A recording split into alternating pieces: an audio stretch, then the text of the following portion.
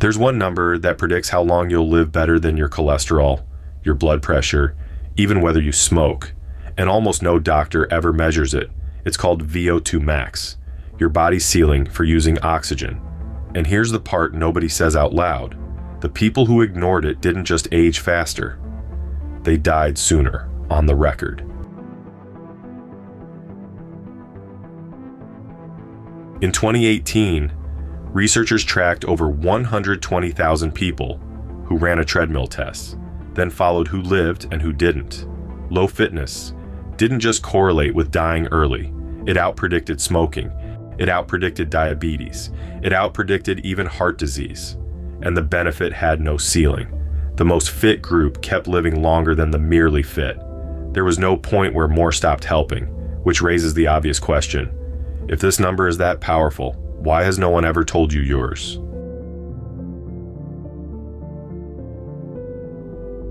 Because measuring it properly is a hassle. A real VO2 max test means a mask, a treadmill, and pushing you to failure while a machine reads every breath. Cholesterol is a cheap blood draw. Blood pressure is a 30-second cuff. VO2 max makes you suffer for 10 minutes. So it quietly fell off the checklist, even though, on the data, it belongs at the top of it.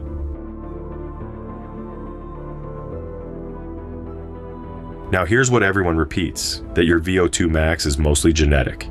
You got what you got. Some people are just built with a bigger engine. There's a sliver of truth in it. A landmark family study did find people vary a lot in how much they improve. A few barely budge. But that same research hit a second finding, the one the "you're stuck" crowd never quotes. On average, people still added real capacity from training, and the best responders gained more than a full liter of oxygen a minute. The engine you're born with is not the engine you're stuck with. It's built.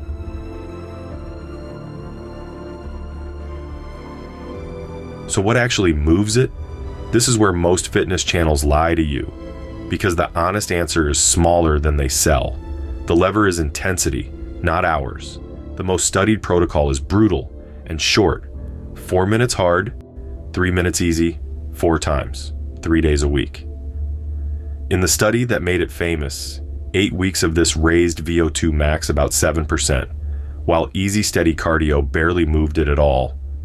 Hard enough that talking breaks. That's the whole trick. The zone almost everyone avoids is the zone that actually raises the ceiling.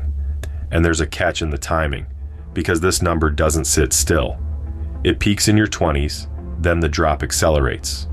Around 3 to 6% a decade early on, climbing past 20% a decade after 70, and it steepens even if you stay active. So the number isn't just where you are. It's how much runway you have left. 2 honest limits. That family study is real. And a small number of people are hard responders. And a phone estimate isn't a lab test. If you want the true number, get the mask.